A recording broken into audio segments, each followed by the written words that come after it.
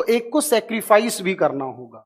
तो जो सेलेक्ट कर लिया वो तो हमारा है, आप लोग जानते हैं, लेकिन जो हम छोड़ देते हैं उसे क्या कहा जाता है? ध्यान से समझिएगा, ऐसा कोई भी ऑप्शन जो बेस्ट ऑल्टरनेट हो सकता था, जिस ऑल्टरनेट को हमने छोड़ दिया है, उसे कहा जाता है अपॉर्चुनिटी कॉस्ट, अवसर लागत। ध्यान से समझिएगा इस चीज को, क्योंकि ये बहुत इंपॉर्टेंट है इकोनॉमिक्स के अंदर। पूरी इकोनॉमिक्स इस अपॉर्चुनिटी कॉस्ट के आसपास ही मूव करती हुई नजर आएगी। तो अपॉर्चुनिटी कॉस्ट क्या है यहाँ पर? वो विकल्प जो हम छोड़ रहे हैं, जिसे हम सेलेक्ट नहीं कर रहे हैं, उसे अपॉर्चुनिटी कॉस्ट कहा जाता है। क्योंकि आपको पता है कि हम दो में से किसी एक को ही सेलेक्ट करेंगे और बाकी को सेक्रीफाइस करना होगा। अदर बेस्ट ऑल्टरनेट, जैसे कि मान लो एक फार्मर है, अब फार्मर को अगर खेती करनी है, फार्मिंग करनी है फार्मर को, तो उसे बहुत सारी चीजों का उत्पादन वो एक खेती में कर सकता है। रबी की फसल में बहुत सारी चीजें होती हैं, खरीफ की फसल में बहुत कुछ है, जायद की फसलों के अंदर भी है, लेकिन ऑब्वियस है कि उसे हर बार किसी एक का सिलेक्शन करना होगा और बाकी को सेक्रीफाइस कर देना होगा। तो ऐसे जो ऑल्टरनेट होते हैं, जिन्हें अदर बेस्ट ऑल्टरनेट कहा जाता है, ध्यान से समझिएगा, अदर बेस्ट ऑल्टरनेट जो सेक्रीफाइस कर दिए गए हैं, उन्हें अपॉर्चुनिटी कॉस्ट कहा गया। एक्चुअली ये रियल कॉस्ट नहीं होती, बहुत ध्यान से याद रखिएगा, ये कोई रियल कॉस्ट नहीं है, यानी रियल में आने वाला कोई खर्चा नहीं है यहाँ पर, बल्कि ये सिर्फ एक वैल्यू है अपने आप में, जो कि आपके डिसीजन को जस्टिफाई करती है। यानी कि जब आप नेक्स्ट ईयर या नेक्स्ट टाइम जब आप ये डिसाइड करते हो कि इस बार हमें क्या ऑप्शन सेलेक्ट करना है, तो ऑब्वियस है कि आप ये देखते हो कि पिछली बार जो छोड़ दिया था उसकी कॉस्ट क्या थी और जो सेलेक्ट किया था उसका प्रॉफिट कितना था। तो दोनों को कंपैरिजन करने के बाद ही आप नेक्स्ट टाइम डिसीजन लोगे। तो उसलिए आपको इंपॉर्टेंट है कि अपॉर्चुनिटी कॉस्ट पता होनी चाहिए। लेकिन मैं आपको एक बात बता दूं यहां पर कि मोस्टली एग्जाम के अंदर तो यही पूछा जाता है अपॉर्चुनिटी कॉस्ट के ऊपर। लेकिन यूपीएससी 2018 के अंदर एक क्वेश्चन पूछा गया आप लोगों से, ध्यान से समझिएगा इस चीज को। और क्वेश्चन ये पूछा था कि अगर किसी देश की राज्य सरकार या किसी देश की केंद्र सरकार अपने जनता को फ्री ऑफ कॉस्ट कुछ प्रोवाइड करती है, ध्यान से समझिएगा, यानी कि किसी देश या राज्य की सरकार फ्री ऑफ कॉस्ट चीजें प्रोवाइड करने लगती है देश की जनता को, राज्य की जनता को, उस केस में अपॉर्चुनिटी कॉस्ट क्या होती है, बिल्कुल क्लियर करेंगे यहां पर। तो जब भी कोई देश की सरकार मुफ्त में कोई चीज प्रोवाइड करने का काम करती है, तो याद रखिए जिनको ये मिल गया उनके पास तो इससे बेहतर कोई ऑप्शन था ही नहीं। लेकिन जो इसकी अपॉर्चुनिटी कॉस्ट है, जो इसकी लागत है बेसिक तौर पर, वो उन लोगों को पे करनी पड़ती है जो कि देश में टैक्स पे करते हैं। ये 2018 में सवाल पूछा गया है कि अगर फ्री ऑफ कॉस्ट दिया जा रहा है तो उसका जो एक्चुअल बर्डन है, उसकी जो अपॉर्चुनिटी कॉस्ट है, वो कहां पर आती है? तो याद रखना है कि वो टैक्स पेयर की जेब पर जाएगी। क्योंकि टैक्स पेयर ने जो टैक्स पे किया है उसको अगर फ्री ना दिया जाता तो वो देश के डेवलपमेंट में काम आ सकता था, लेकिन फिर भी उसको फ्री दिया जा रहा है। ये एक सोशल वेलफेयर स्कीम का पार्ट हो सकता है। तो दो चीजें आपने बेहतर तरीके से सीख ली हैं कि इकोनॉमिक्स एक स्टडी है जो हमें चॉइस करना सिखाती है, कंज्यूमर के पॉइंट ऑफ व्यू से, प्रोड्यूसर के पॉइंट ऑफ व्यू से, गवर्नमेंट के पॉइंट ऑफ व्यू से, इन्वेस्टर के पॉइंट ऑफ व्यू से, हर एक पॉइंट ऑफ व्यू से चॉइस करना इकोनॉमिक्स सिखाती है। और जहां पर चॉइस की जाती है उसे इकोनॉमिक्स कहा जाता है। देखिएगा ध्यान से,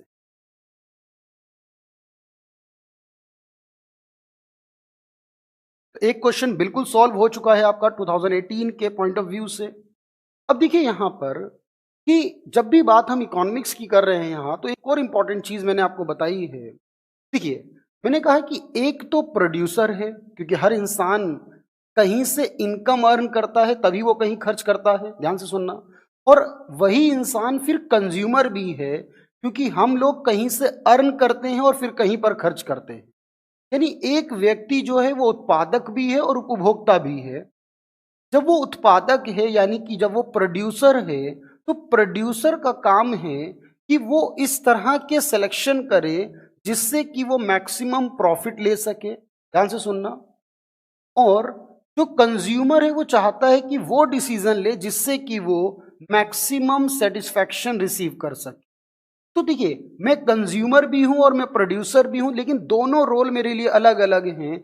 जब मैं कहीं से अर्न करता हूं तो मुझे वहां प्रॉफिट इंपॉर्टेंट रखता है, लेकिन जब मैं कहीं खर्च करता हूं तो वहां इंपॉर्टेंट है कि मुझे सेटिस्फैक्शन मिले उस खर्च को करने के बाद। बहुत ध्यान से देखिएगा। तो प्रोड्यूसर और कंज्यूमर, ध्यान से सुनिएगा, यहां पर बात कुछ इंपॉर्टेंट लेकर आया हूं मैं आप लोगों के लिए। तो मान लीजिए प्रोड्यूसर 1,000 रुपये अर्न करता है, ध्यान से समझिएगा इस चीज को, और उसमें से वो 900 रुपीज कंज्यूम कर लेता है, अपने खर्च कर लेता है अपनी रिक्वायरमेंट को पूरा करने के लिए। बाकी जो पैसा बच जाता है उस बचे हुए पैसे को सेविंग कहा जाता है। अगर आज की क्लास सीख लिया आपने तो बहुत आसान हो जाएगा आपके लिए सब कुछ करना। मैं इसीलिए इतनी टफ चीजों को लेकर शुरुआत कर रहा हूं क्लास की। तो देखो, एक प्रोड्यूसर है और दूसरा कंज्यूमर है। एक का काम सेटिस्फैक्शन करना है, दूसरे का काम प्रॉफिट करना है। तो जितना हम अर्न करते हैं उसमें से जो खर्च करते हैं, बाकी बचे हुए 100 रुपीज यानी हमारी सेविंग होगी।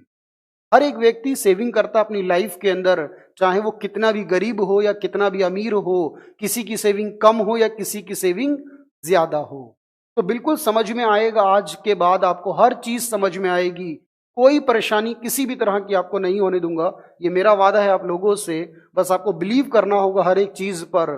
और ये पहली बार नहीं कि हम स्पेशल बैच कर रहे हैं, ये 3rd टाइम है। तो लगातार इस तरह के बैचेस हम लाते रहते हैं।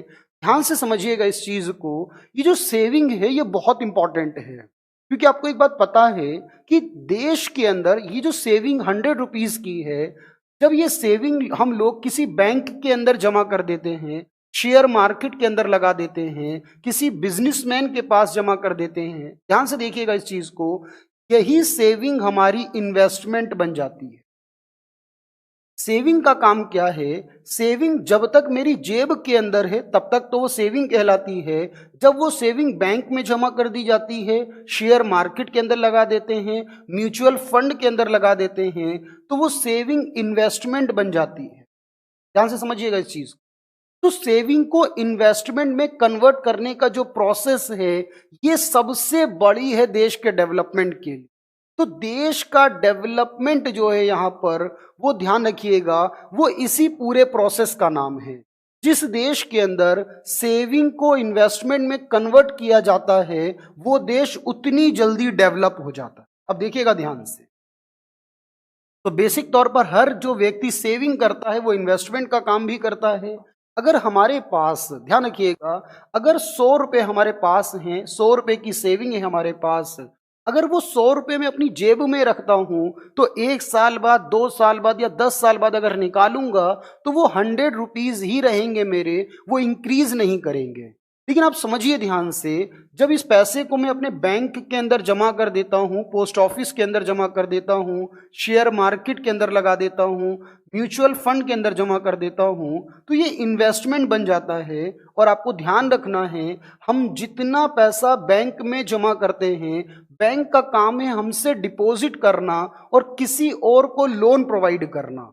ध्यान से देखना, तो बैंक के 2 ही काम हैं, पैसे को जमा करना, किसी को लोन प्रोवाइड करना। ये पूरा का पूरा जो काम बैंक करते हैं, हमारे जमा किए हुए 100 रुपए, ध्यान से समझना, लगभग लगभग ये जो पैसा हमारे पास है, ये इसका 30 गुना या फिर इससे भी ज्यादा, यानी कि ये 100 रुपए के कारण जो हमारे देश के अंदर मनी का फ्लो क्रिएट होगा, लगभग वो 3,000 रुपए का होगा। आपके लिए सिर्फ ये 100 रुपए होंगे, लेकिन पूरे देश के अंदर ये पैसा जब मूव करने लगेगा, जब ये सर्कुलेट करने लगेगा देश के अंदर पैसा, यानी आपने जिसको पैसा दिया बैंक को, वो उस पैसे पे आपको इंटरेस्ट देगा, तो आपका पैसा भी बढ़ता चला जाएगा, ब्याज मिलने लगेगा। बैंक जिसको वो लोन देंगे, बैंक उनसे ब्याज लेना शुरू कर देगा। ध्यान से समझिएगा, ये जो जिसने लोन लिया है, जब वो बिजनेस के अंदर खर्च करेगा तो उसका प्रॉफिट बढ़ने लगेगा। तो हर एक व्यक्ति एक दूसरे से कनेक्ट है। ये 100 रुपये अगर निकाल लिए जाएं, समझना ध्यान से, अगर ये 100 रुपये की बचत जमा ना की जाती बैंक में तो ये 3,000 रुपये का फ्लो क्रिएट नहीं होता। तो आप समझ सकते हैं कि क्यों सरकार हमारी इतना ज्यादा फोकस करती है कि हमें बैंक में जमा कराना चाहिए, हमारे बैंक में अकाउंट होने चाहिए। इसी योजना के लिए आप देखेंगे ध्यान से, तो प्रधानमंत्री नरेंद्र मोदी जी ने एक योजना शुरू करी थी, प्रधानमंत्री जन धन योजना, जिसमें कहा गया अगर पैसा नहीं है तो भी बैंक में खाता खुलवा लीजिए, जीरो बैलेंस का आपका अकाउंट होगा, जितना पैसा सरकार आपको देती है वो आपके अकाउंट में ही ट्रांसफर करेगी। उसके पीछे जो लॉजिक है, जो रीजन है वो समझिएगा, वो ये है कि हम इस पैसे को सेविंग नहीं रखना चाहते, बल्कि सेविंग को हम इन्वेस्टमेंट में कन्वर्ट करना चाहते हैं। ये जो पूरा प्रोसेस होता है इसे कहते हैं क्रेडिट क्रिएशन। ध्यान से समझना इस चीज को, कोई नहीं बताएगा आपको, खास तौर पे पहली क्लास में तो कोई नहीं बताने वाला। ध्यान रखिएगा, इसे कहते हैं साख सर्जन, क्रेडिट क्रिएशन। अब आप समझिएगा, अगर ये मनी फ्लो क्रिएट ना हो, अगर ये क्रेडिट का क्रिएशन ना हो, तो हमारी इकोनॉमी जो हम सपने देख रहे हैं कि हमें वर्ल्ड क्लास की इकोनॉमी बनानी है, हमारी जीडीपी 2022 में हमारी सरकार कहती है कि हम 2024 के अंदर $5 ट्रिलियन पर पहुंच जाएंगे, तो उसमें जो सबसे इंपॉर्टेंट है वो यही है कि हमें अपनी सेविंग को इन्वेस्टमेंट में कन्वर्ट करना आना चाहिए। इससे हमारा बेनिफिट भी होगा और देश का बेनिफिट भी होगा। आप समझ रहे हैं ध्यान से? तो आपने ये बात कही थी, जितना हम लोग कमाते हैं उस कमाई के अंदर या तो हम कुछ लोग खर्च कर देते हैं और जो बच जाता है वो सेविंग कर लेते हैं। तो ध्यान रखिएगा, ये सेविंग ही हमारी क्या बन जाती है, ये सेविंग हमारी इन्वेस्टमेंट बन जाती है। इसे निवेश बनाकर हम देश के डेवलपमेंट में अपना कंट्रीब्यूशन दे सकते हैं। इसीलिए सरकार बार बार कहती है म्यूचुअल फंड में निवेश कीजिए, थोड़ा थोड़ा ही कही, लेकिन म्यूचुअल फंड में करेंगे तो म्यूचुअल फंड अच्छा है, यानी कि बेहतर विकल्प है आपको इन्वेस्ट करने के लिए। तो बिल्कुल समझ में आ गई होगी बात, जहां तक मुझे उम्मीद है, कि सेविंग क्यों कन्वर्ट करते हैं। तो ये 100 रुपये, ये 3,000 कैसे बने, इस बात को देखिएगा ध्यान से कि आप लोग जो बैंक में पैसा जमा करते हो, मान लीजिएगा कुछ देर के लिए जितना पैसा बैंक में जमा करते हो डिपॉजिट के रूप में, उसमें से बैंक एक वैल्यू होती है जिसे CRR कहते हैं, जो कि पहले 4% थी लेकिन अब 3% है।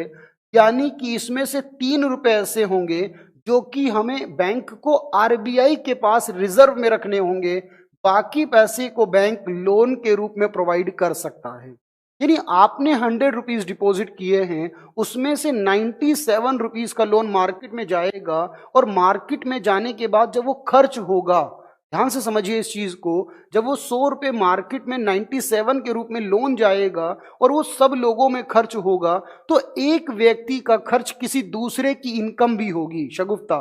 तो एक का खर्च दूसरे की इनकम बन जाएगी और वो उस इनकम से प्रॉफिट कमाएगा, डिमांड करेगा, लोगों को खर्च करेगा, और वो खर्च करके फिर से किसी की इनकम बनेगी, और एक दिन ये पैसा मार्केट में घूमते हुए फिर से डिपॉजिट होगा किसी भी बैंक की किसी भी ब्रांच के अंदर, इससे फर्क नहीं है। लेकिन ये 97 रुपीज जब मार्केट में फ्लो करेंगे तो सबकी इनकम इंक्रीज करके फिर ये बैंक में जमा होंगे, और बैंक फिर इसका 3% रखेगा अपना जो भी वैल्यू बनेगी, और 3% रखने के बाद फिर उसको लोन के रूप में प्रोवाइड करेगा। फिर वही पैसा वापस आएगा बैंक में। यानी उस 1 रुपए के या 100 रुपए के कारण पूरे देश के अंदर जो मनी का सर्कुलेशन होता चला जाएगा, जो जमा होता चला जाएगा पैसा आपका, ये एक दिन आप जब इसकी वैल्यू देखेंगे लगभग वो 3,000 रुपये होगी। सोचिए, अगर 100 रुपये 3,000 बन सकते हैं तो 1,000 कितने होंगे, 1 करोड़ कितने होंगे। तो इसी तरीके से मनी क्रिएट करती है। इसीलिए आपको देखिए, ध्यान से समझिएगा, जब हम ये कहते हैं कि इकोनॉमी क्या होती है, हमने कहा भारत एक इकोनॉमी है, तो बहुत ध्यान से याद रखिएगा, इकोनॉमी एक गुब्बारे की तरीके से होती है। गुब्बारा समझते हैं आप लोग? गुब्बारे का मतलब है जिसके अंदर हवा भरी जाती है, एक छोटा सा गुब्बारा जो इतना बड़ा बन जाता है, और जैसे हवा निकाल ली जाती है वो पूरा का पूरा श्रिंक होते होते छोटा सा हो जाता है। यही हाल इकोनॉमी का होता है। नीरज, थैंक यू, समझिएगा ध्यान से, ये जब हाल इकोनॉमी का होता है